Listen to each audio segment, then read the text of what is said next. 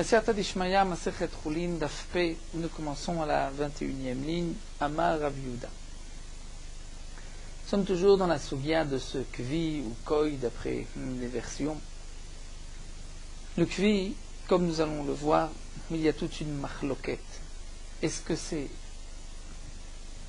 le petit d'une chèvre avec un cerf ou d'un bouc avec une biche ou une gazelle, ou est-ce que le kvi est une beria bifnatzma, c'est-à-dire une créature à part, une bête à part, ou encore nous allons voir que d'après certains c'est aïlabar, c'est-à-dire un bélier sauvage. Donc la Gemara continue à Rav Yehuda, kvi beria bifnatzma, et d'après Rav Yehuda, le kvi c'est une créature à part, une bête à part, velo yichiu ba chachamim, les chachamim n'ont pas tranché. Est-ce que ça fait partie de la famille des bêtes domestiques ou des bêtes sauvages? Donc par rapport à la mitzvah de recouvrir le sang d'une bête sauvage, si le kvi est une bête sauvage, il faut recouvrir le sang après la shrita. Si c'est une bête domestique, on n'a pas besoin de recouvrir le sang. Même pour les matanot, ou pour Otov et Beno, donc comme nous avons vu, l'interdiction d'égorger la mère ou le fils, ou les matanot, cadeau que nous devons donner au Kohanim, c'est seulement c'est une bête domestique. C'est une bête sauvage, il n'y a pas tous ces dynimes-là. Donc là, les Chachamim, d'après Rav Yehuda, n'ont pas tranché est-ce que c'est une bête sauvage ou une bête domestique, donc on reste misafek. Rav Nachman amar kvi ze aïlabar. Rav Nachman dit le kvi c'est un bélier sauvage. Et l'Agma nous rapporte que Tanaï, cette machloket-là, Amoraïm, c'est une machloket Tanaïm. Kvi c'est aïlabar, nous avons une braïta qui dit le kvi, c'est un aïl, un bélier sauvage qui se trouve dans les forêts. Veyesh omrim, c'est abba minataï shemenatzivia. Certains disent que c'est un fruit c'est accouplé avec une gazelle, une biche. Et Rabbi Yossé, Omer Kvi, c'est beria bifna atzmahi, c'est une créature à part, velo yichiu ba chachamim, min chayain, min behema, les chachamim n'ont pas tranché, une bête sauvage ou une bête domestique. Et Rabban Shimon Gamliel, Omer min behemahi. Pour Rabban Shimon Gamliel, il n'y a pas de doute, c'est une min behema, c'est une bête domestique, v'shed bet douchae, et cette famille, bet douchae, megadlim, même adarim, faisait de l'élevage de kvi, ils avaient des troupeaux et des troupeaux. Amar Rabbi Zira, Amar Rav Safra. Rabbi Zira du nom de Rav Safra, Amar Rav Amnona. Hanehise des balais, des balas, c'est-à-dire ces boucs, ce chêne du Lébanon, du Liban, ou balais, c'était des forêts. Kshérot les gabé misbéach. Sont kshérot, mais ces chèvres sont kshérot pour le misbéach. On peut les sacrifier, il s'agit de bêtes domestiques et non pas de bêtes sauvages.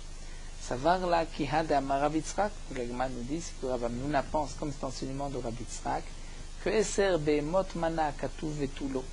Dans la Torah, il n'est marqué que 10 bêtes qui nous sont permises à manger. Nous avons le taureau, le seksavim seizim, c'est-à-dire l'agneau, le chevreau, haïl, Hayal, Tzvi, V'yachmo, Rako, V'disho, V'tov, V'zamer, et donc c'est cette bêtes sauvages qui sont mentionnées. Donc en tout, nous avons 10 bêtes qui sont mentionnées. Donc il n'y a pas Vetulo, il n'y en a pas plus, V'hane, et donc c'est Hazé Debala, Midelo Kachashiv, Lehu, Be'ade Chayot, puisque ils ne sont pas mentionnés dans les 7 Chayot mentionnés dans la Torah, c'est que automatiquement, Shmamina de Ezninu, que ça fait partie de la famille des chèvres, du chevreau, des chèvres, et donc c'est considéré comme une bête domestique, et c'est cachère pour le misbéach. Matkifla Ravacha Bar Yaakov. Ravacha Bar Yaakov pose une question. Tu viens de me rapporter qu'il y a 10 bêtes mentionnées dans la Torah, donc les 10 bêtes cachères, ce sont celles qui sont mentionnées. Pourquoi on ne dirait pas Ve'ema? Puisque c'est marqué dans le Pasuk, Hayal, Utzvi, V'yachmo, c'est un prat. Et lorsque la Torah dit Vechol Behema, c'est un klal. C'est-à-dire que la Torah nous dit d'abord voici les bêtes permises. Et ensuite la Torah dit Vechol Behema, et toute bête domestique, ma fraissée par ça, etc., vous pourrez manger. Donc pourquoi on n'appliquerait pas le principe suivant?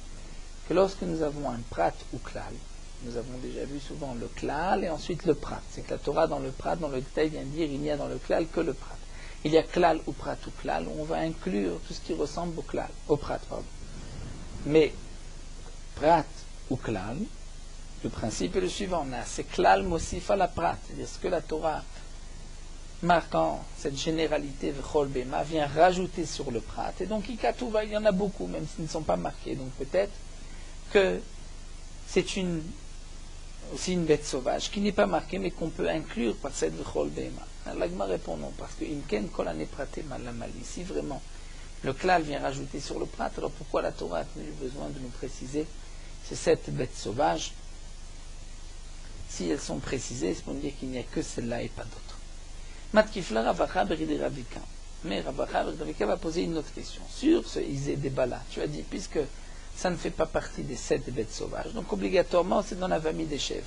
Donc peut-être d'Ilma Mina, des Akoninu, peut-être que c'est dans l'espèce de cette bête sauvage qu'on appelle Ako, ou Tao, Zamer.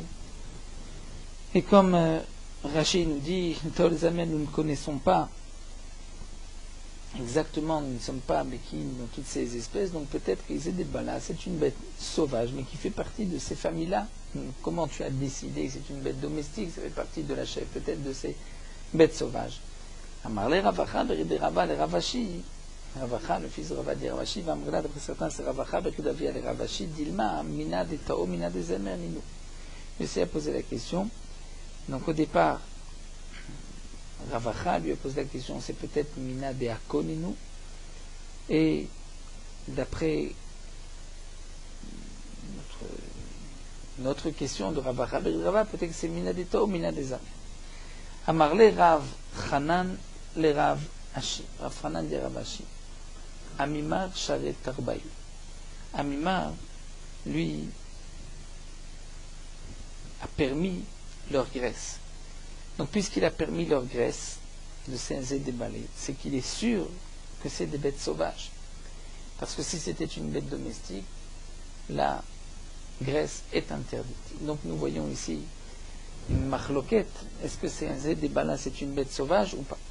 Ou une bête domestique? Voyez, Abba, Beri de Rav Minimin Bachia, Meravuna Bachia. Donc, Abba, le fils de Rav Minimin Bachia, pose la question Ravuna Bachia. Ane azé des balais. C'est chèvres. C'est des balas qu'on trouve dans les forêts. Maou les kabek misper. Est-ce qu'on peut les sacrifier sur l'hiver? Est-ce que ça fait partie des bêtes domestiques ou des bêtes sauvages? Amarlé lui a dit At kanotlik Rabbi Yosef Rabbanan el Abeshor Rabba. Dire jusque-là, nous avons une marloquette entre Rabbi Yosef et Chachamim que Beshor Rabba, c'est-à-dire le taureau sauvage, d'Itnan. Shor Rabba min be'emahu. D'après les Chachamim, un taureau sauvage, c'est fait partie de la famille des bêtes domestiques. Rabbi Yosef non min chaya. Une bête sauvage. Les Rabbanan Savri, les Chachamim considèrent que c'est une bête domestique. Pourquoi? Puisqu'on voit que le Targum traduit, Rashi rajoute Tao Metagminan, le Tao qui est marqué dans la Torah, ou le Tao qui est marqué dans la Torah, il est traduit Minad Torbala. Et Torbala, c'est le mot composé de Tor, c'est un shor, donc un taureau, un bala, des forêts, un taureau sauvage. Donc obligatoirement, Mina de Behemahu, il s'agit d'une bête domestique. Pourquoi? Puisque le Targum traduit par Tor, c'est-à-dire par un shor, par un taureau. Et le Targum a une force étant donné qu'il a été donné Misinaï. Donc puisqu'on l'appelle shor, c'est que c'est une bête domestique. Donc les gens qui l'appellent shor, ça ce n'est pas une preuve, puisque on ne va pas apporter une preuve comment les gens appellent cette bête, peut-être c'est une bête sauvage, mais si le Targum l'appelle Torbala, c'est-à-dire que c'est la famille des taureaux, c'est que c'est une Behema. Rabbi Yosef dit non, ça va, puisqu'on voit qu'il est la traduction du Tao, et le Tao est marqué parmi les 7 bêtes sauvages. Donc obligatoirement, Mina de Chayahu, on peut apporter une preuve qu'au contraire, c'est une bête sauvage. En tout cas, ce que nous dit l'Agma, c'est juste que l'Arabie et les Khamim sont en marloquette concernant ce taureau sauvage, Avalhane, livré à Kol, Mina de Ezninu. Mais Zedebala, c'est chèvres sauvages, des forêts, c'est sûr que c'est de la famille des chèvres, donc c'est une bête domestique. Matkifla Ravacha, Beridi Ravika, Vedilma Mina de Akoninu. Peut-être qu'on pourrait dire que ces chèvres font partie de la famille du Ako, comme nous avons vu, cette bête sauvage mentionnée dans la Torah, mais ce n'est pas une bête domestique.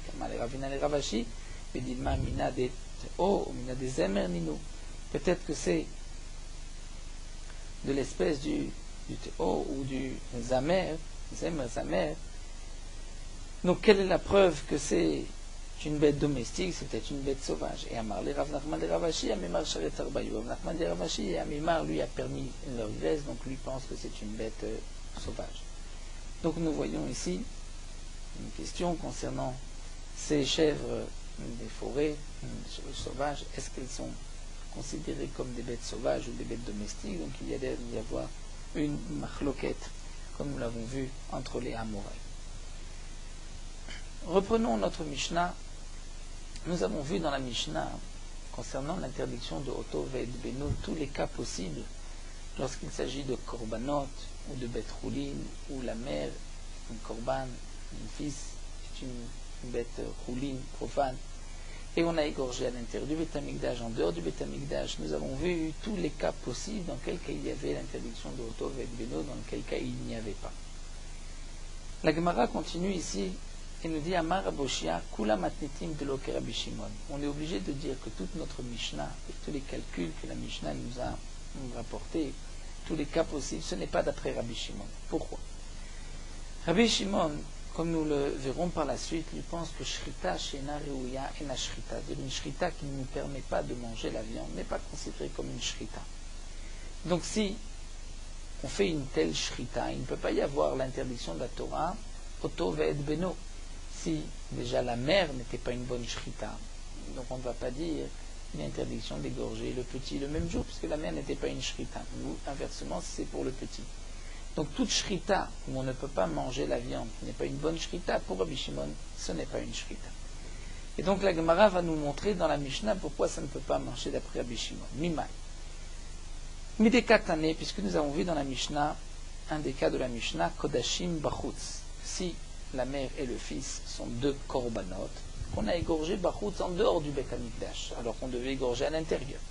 Donc Rishon, prenons la mère, la première bête, la mère qu'on a égorgée en dehors du Beth Amikdash, il y a un chiyuv karet, puisque c'est un korban qu'on égorge en dehors du Beth Amikdash, nous avons vu shrut et chutz. Veshneem psulim, et les deux sont psulim. Pourquoi les deux sont psulim? On ne pourra pas les manger, puisque ce sont deux korbanot qu'on a égorgés en dehors du Beth Amikdash. Veshneem, et les deux korbanot, c'est-à-dire sur celui qui a égorgé le premier, celui qui a égorgé le deuxième, sauf qu'ils mettent arbaïm, recevront malkout. Le premier, il y a malkout, puisqu'on a égorgé un korban en dehors du Beth Amikdash, et le deuxième, il y a malkout, parce que c'est Oto Ve'ed Beno. Et comme nous l'avons vu, le deuxième il ne peut pas y avoir une interdiction, un carré de shrut et chutz, puisque comme on a égorgé la mère, le même jour, on ne peut pas égorger le petit. Donc le petit ne pouvait pas être sacrifié dans le Beth Amikdash. Il n'est pas mitkabel bifnim, puisqu'il est Oto Ve'ed Beno, il devient mechus sarzman, c'est-à-dire qu'il faut attendre le lendemain. Et donc puisqu'on ne peut pas l'égorger dans le Beth Amikdash, sur le deuxième, si on l'a égorgé en dehors du Beth Amikdash, on n'est pas chayav karet, comme nous avons vu dans Masechet Zvachim, le korban qu'on peut aujourd'hui égorger dans le Beth Amikdash, si on l'a égorgé en dehors du Beth Amikdash, là il y a un chiyuv karet, mais une bête qu'on ne peut pas égorger au Beth Amikdash, peu importe pour quelle raison, même si c'est parce qu'on a égorgé la mère le même jour. Donc le petit, on ne peut pas l'égorger au Beth Amikdash, donc Bachutz, il n'y a pas de karet. Et donc la Gemara nous dit pourquoi il y a donc qu'un seul karet, nous avons vu, c'est parce que le premier seulement est considéré comme shrut et chutz, mais les deux, il y a malkout, le premier parce que c'est shrut et chutz, et le deuxième parce que c'est Oto Ve'ed Beno. Mais Mirdei Shaminan de Rabbi Shimon. Donc là, on va expliquer pourquoi ce n'est pas d'après Rabbi Shimon. Parce que comme nous avons entendu, nous savons que Rabbi Shimon pense par ailleurs d'Amar Shrita Shenarouya Losh Mishrita, qu'une shrita qui ne nous permet pas de manger la viande n'est pas une bonne shrita. Donc en vérité, pour Rabbi Shimon, Kama, la première bête qu'on a égorgée en dehors du Beth Amikdash, puisque c'est un korban, donc on ne pourra pas manger cette bête-là. Donc Miktal Katlé, c'est considéré comme si on l'a tué, ce n'est pas considéré comme une shrita. Et donc, Sheni, la deuxième bête, Mitkabel Bufnim, le fils, on aurait pu maintenant le sacrifier à l'intérieur, puisqu'on n'a pas égorgé la mère, ce n'est pas une shrita, puisque la shrita ne pourra pas être consommée. Et donc maintenant, si on égorge le fils à l'extérieur, ou karet namelechev, il devrait y avoir un chiyuv karet. Et Rashi nous explique que pour le din de shrut et chutz, on ne peut pas dire ah, ce n'est pas une shrita, puisqu'on ne pourra pas manger. De toutes les manières, tout ce qui est égorgé en dehors du Beth Amikdash, un korban en dehors du Beth Amikdash, on ne peut pas manger. Malgré tout, la Torah dit qu'il y a chiyuv karet, c'est une zeratakatu. Mais ce qu'on veut dire, c'est que d'après Rabbi Shimon, le premier, c'est sûr qu'il y a karet parce qu'on l'a égorgé. Mais on ne peut plus le manger puisqu'il a été égorgé en dehors du Beth Amikdash. Donc, la shrita n'est pas considérée comme une shrita. Donc maintenant, le fils, on aurait pu l'égorger dans le Beth Amikdash. Il n'y a pas de Isur Otov et de Beno. Donc puisqu'on aurait pu l'égorger au Beth Amikdash, si on l'égorge en dehors du Beth Amikdash, il devrait y avoir karet. Donc puisque c'est marqué dans la Mishnah qu'il n'y a pas de karet, c'est que notre Mishnah n'est pas d'après Rabbi Shimon. Un autre point. Dans la Mishnah, nous avons vu Chulin Bifnim Shneim Psulim, que si les deux bêtes, la mère et le fils, sont deux bêtes profanes, qu'on a égorgées dans le Beth Amikdash, les deux sont psulim, puisque c'est Chulin Ba'azara, sont des bêtes profanes dans le Beth Amikdash, donc on ne pourra pas les manger. Vacheni, ça fait que Tarbaïm, celui qui a égorgé le deuxième, recevra Malkut à cause d'Otovet Beno. Mais Mirde, Shaminan el Rabbi Shimon Damar Shkita Shinori Aloshme Shrita, puisqu'on a vu d'après Rabbi Shimon, une shrita qui ne nous permet pas de manger la viande n'est pas une bonne shrita, donc Kama, le premier, puisqu'on l'a égorgé dans le Beth Amikdash, alors que c'est une bête Chulin. Donc on ne pourra pas manger cette bête-là, donc Miktal, Katlé. Donc on considère que c'est comme si on a tué cette bête. Donc si on l'a tué, puisqu'on ne peut pas manger la viande, donc c'est pas une shrita, donc Sheni, deuxième, il n'y a pas d'interdiction de l'égorger. Amaï Sofeg et Tarbaim, il n'y a pas de Otovet Beno. Puisqu'on a vu que pour le deuxième, il y a Malkout, c'est que ce n'est pas d'après Rabbi Shimon. Un autre point encore, Kadashim Biflim, si ce sont deux korbanot dans le Beth Amikdash. On a vu Rishon Kacher, c'est un korban qu'on a égorgé dans le Beth Amikdash, ou Patour, et il est Patour, bon là il n'y a pas de quoi dire Patour. Ve'asheni Sofeg et Tarbaim, qui est Patour par rapport aux autres cas. Ve'asheni est le deuxième, il y a Malkout. Pourquoi Malkout? Parce que on a égorgé la mère le même jour. Ou Pasoul, il est Pasoul, pourquoi? Puisqu'il est Mechoussar Zman, tu ne pouvais pas l'égorger, puisque tu as égorgé la mère le jour même, tu devais attendre au lendemain. Alors là aussi, Mirte Shamnal Rabbi Shimon Damar Shrita Shinora Elosh Me Shrita, puisque d'après Rabbi Shimon, une Shrita qu'on ne peut pas manger la viande n'est pas une Shrita. Donc en vérité, Shritat Kodashim Name Shrita Shinora Yahi. La Shrita de la mère, de la première bête, c'est une Shrita de Korbanot. Ce n'est pas une Shrita Rouya. Pourquoi? Après la Shrita, on ne peut pas manger la viande, il faut avoir aspergé le sang. Les Kamad Elozarigdam, lo Mishtare Bassa. Tant qu'on n'a pas aspergé le sang, la viande n'est pas permise. Donc maintenant, la shrita en elle-même n'est pas une shrita qui nous permet de manger la viande. Donc, Sheni Amay Sofeg et Tarbaim, pourquoi lorsqu'on a égorgé le fils le même jour, il y a Malkout? Ce n'est pas Otov et Beno le Tishratu Biyom Echad, on n'a pas égorgé la mère. Et donc pourquoi Sofeg et Tarbaim, pourquoi il est pas soul, il ne devrait même pas être Mechous Arzman. Donc Shma Mina, de toutes ces preuves-là, on voit dès l'Oké Rabbi Shimon, que notre Mishnah n'est pas comme Rabbi Shimon. Mais la Gemara dit Pshita, Dachita. La Gemara dit, mais c'est évident, nous avons besoin de Raboshia pour nous dire cela. Lorsqu'on fait le calcul, on voit aussi que ce n'est pas d'après Rabbi Shimon. La Gemara dit, il y a un chidouche. Shritat Kodashim Itzrichel, et la Shrita de deux korbanot, c'est là où il y a un chidouche. Salkarata Chamina, Shritat Kodashim Shrita Ruyahi, j'aurais pu croire que la Shrita d'un korban est aussi une Shrita. Pourquoi? Deha inacha vezarigdam lo mishtare basa, puisque si on a déchiré la bête, on a aspergé le sang, la viande n'est pas permise. Vechishachat mishtare basa. Mais lorsqu'on a fait la Shrita, la viande sera permise. C'est vrai qu'il faut attendre la Zrika, mais c'est grâce à la Shrita. Donc peut-être Shrita Ruyahi, c'est la Shrita qui nous permet de manger la viande. C'est une bonne Shrita, Kamash Malan que non. Étant donné que la Shrita ne nous permet pas à elle toute seule de manger la viande, il faut la Zrika. Donc c'est considéré comme une Shrita Shina Reuya. Et donc la Shrita, la première Shrita n'est pas une Shrita interdite. Donc lorsque, dire par rapport au fils, ensuite ce n'était pas une Shrita la première bête, et donc il n'y a pas d'interdiction d'égorger une deuxième. La Gemara reprend le deuxième dans Kodashim Bifnim. Nous avons vu Kodashim Bifnim, le premier est Kacher, et le deuxième il y a Malkout, parce que c'est Otoved Beno, et il est pas soul puisqu'il est Mechous Arzman. La Gemara va poser une question. Velil Kename Mishum Lav de Mechous Arzman. Pourquoi tu ne dis pas qu'il y a un autre lave? Le lave, Mechous Arzman, si tu as égorgé la mère le jour même, tu ne peux pas égorger le petit. Et si tu égorges le petit, alors que le Zman, le moment n'est pas encore arrivé, il devrait y avoir Malkout d'Etania. Nous avons une braïta.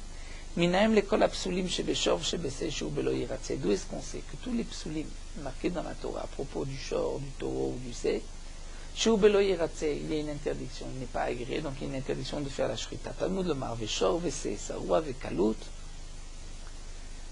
La Torah dit tout taureau, agneau, Saroua, Vekalut, c'est-à-dire s'il a les sabots fermés, Nedavat aseoto ou neder lo yiratze. On ne pourra pas l'utiliser, le servir comme neder. De là, on apprend l'imed à la psulim shebeshov shebeseh lo yiratze. Que tous les psulim de la Torah concernant le shov, ici, la Torah nous interdit de les égorger. Donc, puisqu'on a égorgé la mère, il y a un psoul de Oto ve'ed beno. Puisqu'il y a un psoul de Oto ve'ed beno, il est mechusar zman, on ne peut pas l'égorger aujourd'hui. Donc si je l'égorge, il devrait y avoir malkout pour ce lave-là.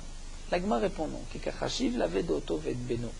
Ce qui est marqué dans la Mishnah, c'est par rapport au lave de Oto ve'ed beno. Mais lave nochelo kachashiv. Mais les lavim extérieurs, étrangers, c'est-à-dire qu'il peut y avoir, qui se rajoutent, ça on n'en parle pas. Ici dans notre Mishnah, notre Pérec, on parle juste de Oto ve'ed beno, de la mère et du fils, donc on recherche ce lave-là et pas d'autre. L'agma dit Kodashim bachutz lave nochaini. Pourtant, nous avons vu que sur le premier, il reçoit Malkout, où il y a 2 fois Malkout par rapport au din de Kodashim Bachutz. Pourtant, ça c'est un lave étranger, ce n'est pas le lave de Oto ve'ed beno, c'est le lave d'avoir égorgé un korban dans du Bet Hamikdash. Et il est mentionné dans la Mishnah. Des katané, comme nous avons vu, Kodashim Bachutz, Arishon Chaev Karet, Shenem Sofrim et Arbaim, lorsqu'on a 2 korbanot, la mère et le fils, qu'on a égorgé en dehors du Bet Hamikdash, sur le premier Chiyuv Karet, et les 2 recevront Malkout, et le premier il y a Malkout par rapport au din de Kodashim Bachutz. Donc voici un lave étranger qui est aussi marqué. Alors Bishlam Hasheni Mishum Lav de Oto ve'ed beno et la Rishon Amay Sofeg, le deuxième, comme nous l'avons expliqué, il y a Malkout parce qu'on a égorgé la mère avant, donc maintenant une interdiction d'égorger le fils. Mais le premier, pourquoi il y a Malkout? N'est-ce pas Lav Mishum Lav de Shchut Echutz, pour l'interdiction de Shchut Echutz? Donc voici un lave étranger qui est mentionné. Donc pourquoi on ne dirait pas non plus le lave de Mechusar Zman, dire de la bête qu'on ne peut pas encore égorger, il manque un moment, il manque. Alors l'agma répond Kol echad ika deleka lave de Oto ve'ed beno chashive lave nochae. C'est-à-dire lorsqu'il y a le lave de Oto ve'ed beno, lorsqu'il n'y a pas, le lave de Oto ve'ed beno, c'est là où le Tana mentionne un autre lave, qu'il y ait Malkout à cause donc de Kodashim Bachutz. Mais Kol echad ika lave de Oto ve'ed beno lo chashive lave nochae. Mais lorsqu'il y a le lave d'Oto ve'ed beno, là le Tana ne va pas mentionner d'autres lavim comme Mechusar Zman. Donc c'est vrai qu'il existe, mais le Tana n'a pas voulu le mentionner. Rabbi Zira Amar, Rabbi Zira lui donne une autre réponse. Il dit Anar le Mechusar Zman, laisse le din de Mechusar Zman d'Akatuv Natko le Ese. C'est-à-dire le pasouk l'a enlevé du lave et l'a rendu un assez. Donc il n'y a pas de lave pour le Mechusar Zman, il n'y a un lave que pour le assez. Maïtama, pour quelle raison? Tamarkram Yom Hashmini Va'ala Yeratse. Donc de ce pasouk, vu la Torah dit le 8e jour, il sera agréé. C'est de dire Yom Hashmini in Mikaralo, seulement à partir du 8e jour, mais avant, il est interdit. Donc c'est un lave Abba Michnalase, c'est un lave que je sous-entends d'un commandement positif, et donc il a le statut d'un assez, d'un commandement positif.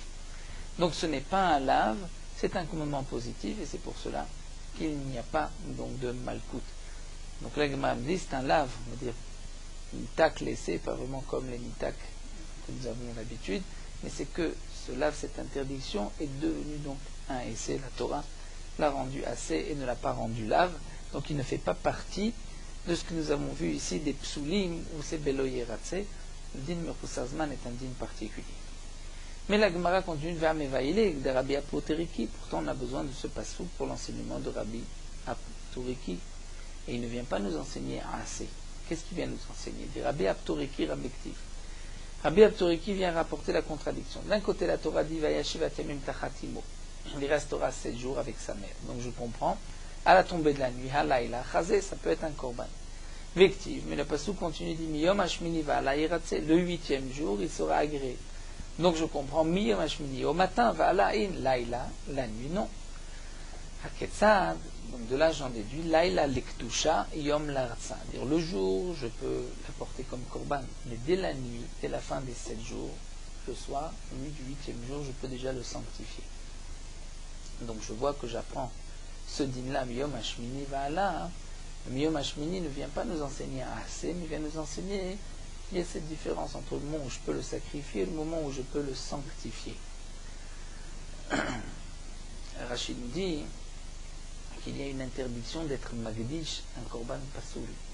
Donc là, lorsque la Torah me dit tu pourras le 8e jour le sacrifier, mais le 7e jour, le soir du 8e, entre le 7 et la nuit du 7 au 8, là tu pourras juste le sanctifier, il n'y a pas de transgression. Donc voici qu'on a appris quelque chose de ce passouk, qu'on ne peut pas l'apprendre pour le assez comme a répondu Rabbi Zira.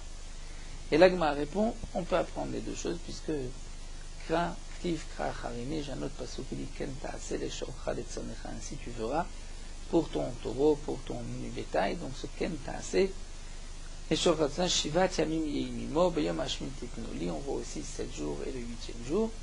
Donc on fait la même déduction, donc on peut apprendre d'un passouk, puisqu'il y a un passouk qui dit 7 jours il restera avec sa mère, le 8e jour il ratse les korban chez Hachem, et ensuite on a encore notre passouk, shivat yamim yeimimo, beyom hashmit tiknoli. Donc on peut apprendre indigne que c'est un lame, donc il a un itak laissé, c'est un assez, et aussi on apprendra que le soir on peut déjà le sanctifier. Et donc on répondra à la question de la Gemara qu'il n'y a pas de lave en plus pour avoir, comme nous avons vu, sacrifié une bête qui est Mechus Arzman, puisque c'est un assez comme le Rabbi Zira l'a répondu. Donc nous avons où la réponse, première réponse de la Gemara, que c'est vrai qu'il y a un lave, mais il n'est pas mentionné, puisqu'on parle ici d'un lave de Otov et de ou bien il n'y a pas de lave, c'est un assez. Alors nous allons nous arrêter ici à Mara Avramuna et nous terminons sur Merot Halacha Ndaf P. Un couteau avec lequel on a l'habitude de couper de la viande, on ne pourra pas couper du fromage. Et inversement aussi, un couteau on a l'habitude de couper du fromage, on ne pourra pas couper de la viande. Même si on a utilisé ce couteau que pour couper des aliments froids et que le couteau n'a pas avalé, n'a pas absorbé le goût de ces aliments. La raison pour cela, c'est qu'un couteau qu'on utilise pour couper des aliments, il y a toujours un peu de graisse de ces aliments qui se colle au couteau. Donc lorsqu'on coupe de la viande, il y a de la graisse de viande, et si ensuite on coupe du fromage, cette graisse va se coller sur la viande, même si ça n'a pas absorbé. De même, inversement, un couteau qu'on utilise pour couper le fromage, il y a un peu de graisse de fromage, et si on utilise de la viande, ce shuman, cette graisse va se coller à la viande. Un couteau où on a l'habitude de couper de la viande ou du fromage, il faudra faire attention donc de ne pas couper autre chose, même si, donc de ce qui n'est pas la même espèce du lait, la viande, lait, même si on rince bien le couteau avant l'utilisation, puisqu'il peut peut-être y avoir encore de la chamouni, de la graisse qui est collée aux parois du couteau.